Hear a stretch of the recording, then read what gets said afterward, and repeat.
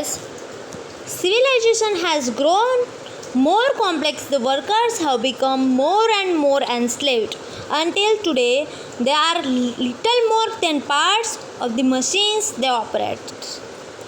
જેમ જેમ સિવિલાઇઝેશન સભ્યતા કોમ્પ્લેક્સ સંકુલ, જેમ જેમ સભ્યતા વધારે ને વધારે મોર એટલે કે વધારે ને વધારે સંકુલ થતી ગઈ, તેમ વધારે ને વધારે કર્મચારીઓને એન્સ્લેવ્ડ એટલે કે ગુલામ બનાવાતા ગયા. અને અત્યારે હાલમાં પણ તેઓ જે યંત્ર ચલાવે છે તે યંત્રોના પૂર્જાઓથી વિશેષ કશું રહ્યું નથી. એટલે કે તેઓ યંત્રોને ઓપરેટ કરે છે, બટ તેઓને યંત્રોથી વધારે મહત્ત્વ આપવામાં આવતું નથી. Daily they face the dangers of railroad, bridge, skyscraper, freight train, stockhold, stockyard and training at the docks, on the railroads and underground and on the seas. તેઓને રોજે રોજ જોખમ લેવું પડે છે, જેમ કે રેલવે રસ્તા, બ્રિજ પુલ, સ્કાયસ્ક્રેપર એટલે કે ઊંચી ઇમારતો, ફ્રેટ ટ્રેન માલ સામાન લઈ જતી ગાડી, સ્ટોક હોલ્ડ વાહનની સ્ટીમ રૂમ, સ્ટોકયાર્ડ પ્રાણીઓના વાડા, તેમજ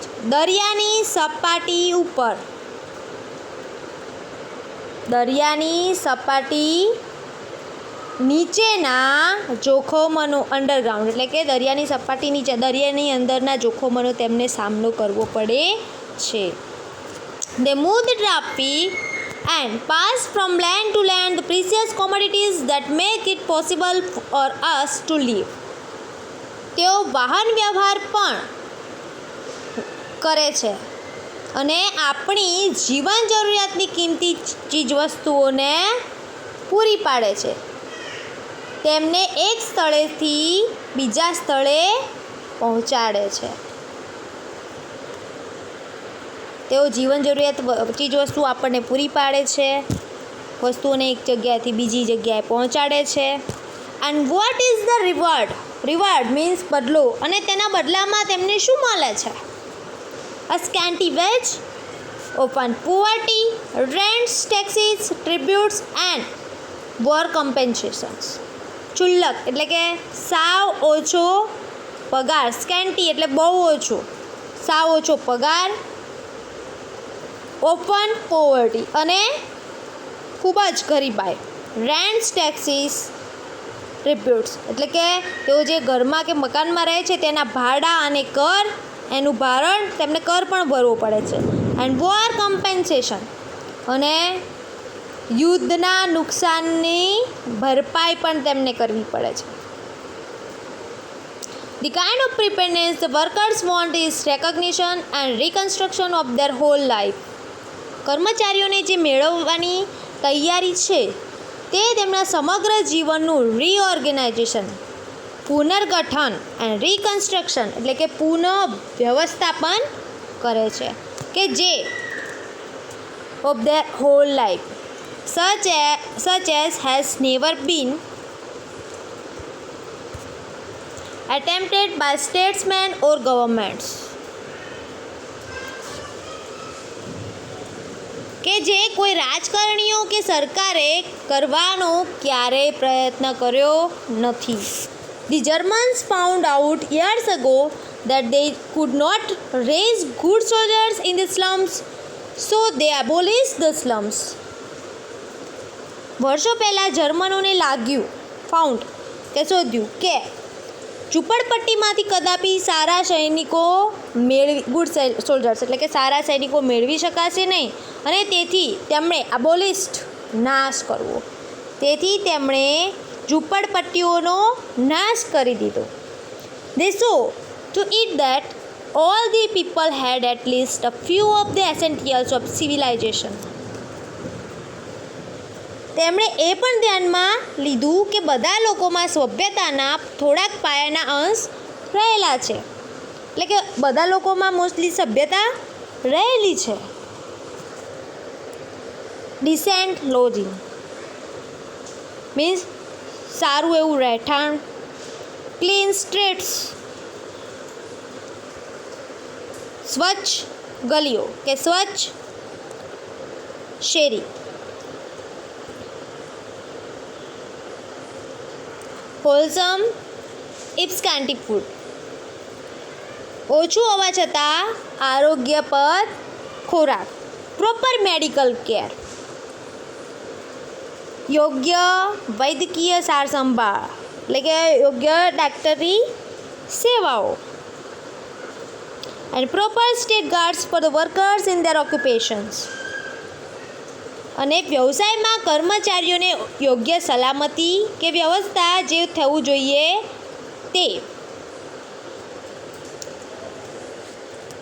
તેમના વ્યવસાયમાં કર્મચારીઓને યોગ્ય સલામતીની વ્યવસ્થા જે થવું જોઈએ તેનો તો આ માત્ર એક પ્રકારનો નાનો અંશ છે. That is only a small part of what should be done. આ બધું તો તેઓ જે કામ કરે છે તેનું માત્ર તેના બદલામાં તેના બહુ ખૂબ જ નાનો અંશ છે. એના બદલામાં એ કંઈ પણ નથી. It is your business to force this reforms on the administration. સરકાર કે રાજ્ય વહીવટમાં દબાણપૂર્વક સુધારા લાવવા એ તમારું એડમિનિસ્ટ્રેશન ફરજ છે કે કાર્ય છે. Let there be no more talk about what a government can or can not do.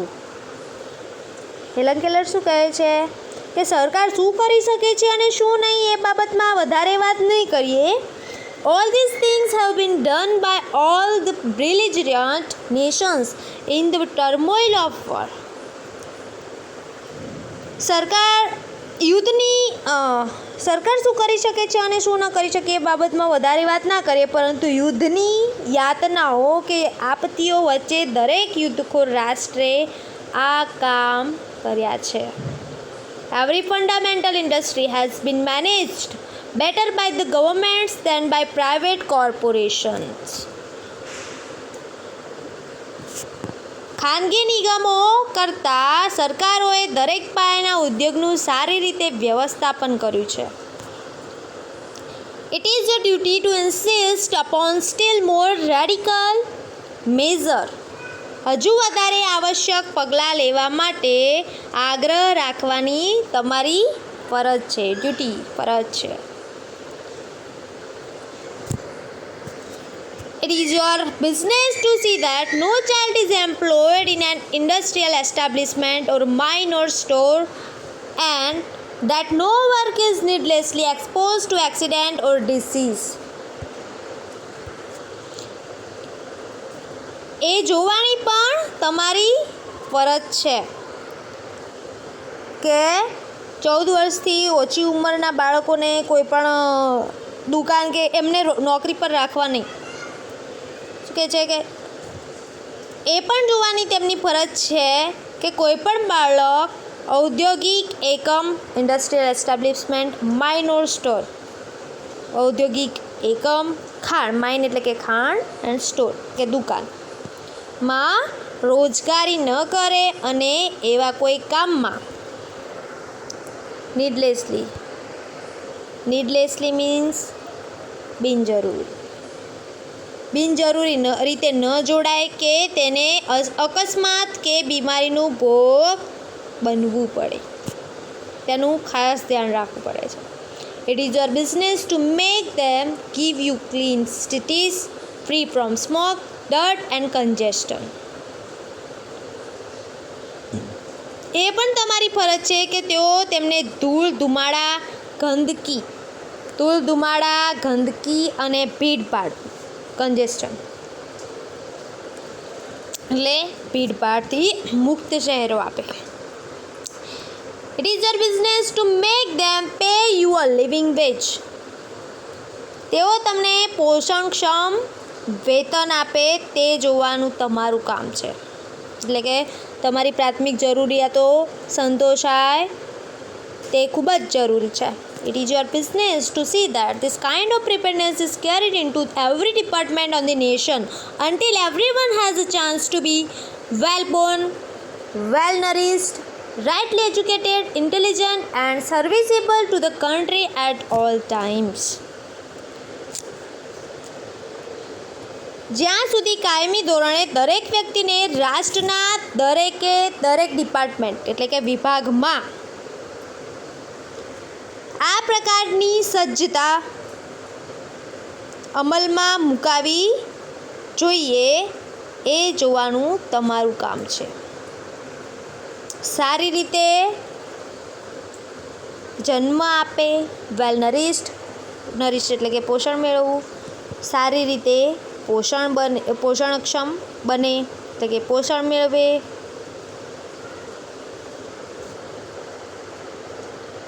Rightly educated એટલે કે યોગ્ય રીતે શિક્ષણ મેળવવું, ઇન્ટેલિજન્ટ હોશિયાર એટલે કે સમજદાર બને, and serviceable to the country at all times, અને હોશિયાર સમજદાર બને અને દેશ સેવાને યોગ્ય ન બને ત્યાં સુધી બધા જ કાયદા કાનૂન અને સંસ્થાઓ કે જે શાંતિ ડહોળે છે અને યુદ્ધની ક્રૂરતા લાવે તેમને તોડી પાડો. Strike against all ordinances and laws and institutions that continue the slaughter of peace and cruelty of war. શું કહે છે? શેની સામે સ્ટ્રાઇક કરવાની કહે છે હેલેન કેલર? કે સારી રીતે જન્મ મેળવવો, સુપોષિત થવું, યોગ્ય રીતે શિક્ષણ મેળવવું, સમજદાર બનવું અને દેશ સેવાને યોગ્ય બનવું. બરાબર? અને આ બધું ન બને, મતલબ કાયદા કાનૂન અને સંસ્થાઓ કે જે આ બધું જે થવું જોઈએ એ ન થવા દે તો એની સામે પગલાં લેવાની વાત છે. તો એની સામે તમે યુદ્ધની ક્રૂરતા લાવે તેમને તોડી પાડો, અને એમની સામે હડતાલો કરો એમ કહે છે. આ બધું તમને પ્રોપરલી મળવું જોઈએ. Strike against war, for without you no battle can be force. Strike against manufacturing scrap and gas bombs and all other tools of murder. લોકોના મોતને ઘાટ ઉતારતા ગેસ બોમ્બ અને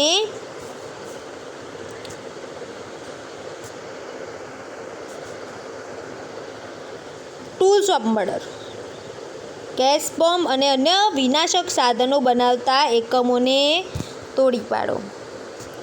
પ્રિપેર્ડનેસ એટલે કે સુસજ્જતા મેળવો. Strike against preparedness, that means death and misery to millions of human beings. લાખો માનવોને માટે મોત અને યાતના લાવનાર સજ્જતાઓને તોડી પાડો. Be not dumb. Dumb એટલે મૂર્ખ. Obedient slaves in an army of destruction. Be heroes in an army of construction. શું કહે છે કે વિસર્જનના આ લશ્કરમાં મૂક તેમજ આજ્ઞાકારી બનશો નહીં, ઓબિડિયન્ટ આજ્ઞાકારી બનશો નહીં, પરંતુ સર્જનના લશ્કરમાં નાયક બનો. Okay students, you have to write in your assignment comprehension. Look at comprehension. Mark true or false.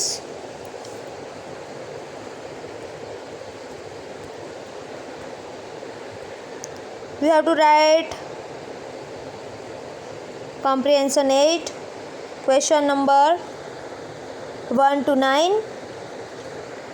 Okay, answer this question in your assignment notebook.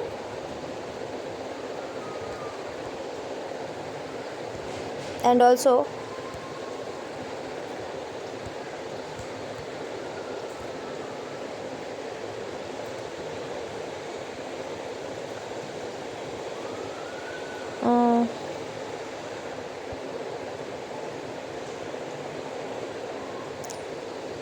this writing task 2.